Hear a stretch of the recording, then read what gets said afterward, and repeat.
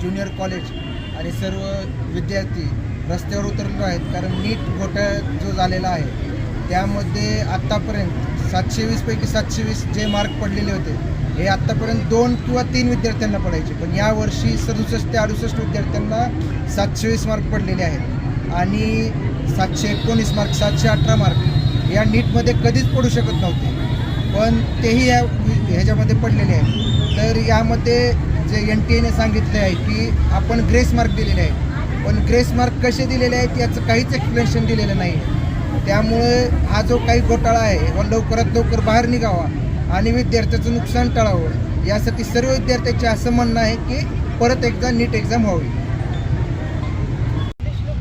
मी इयत्ता 12वी परीक्षा दिली आणि नीटसुद्धा 2024 माझे नीटमध्ये मार्क्स 591 आले.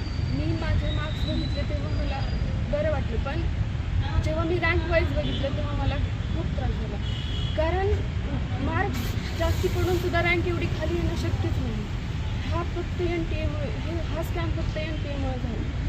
आजपर्यंत 720पैकी 720 मार्क असणारे विद्यार्थी जास्तीत जास्त 10-15, पण 67 किंवा 70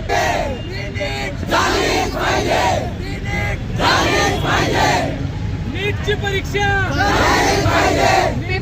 पुन्हा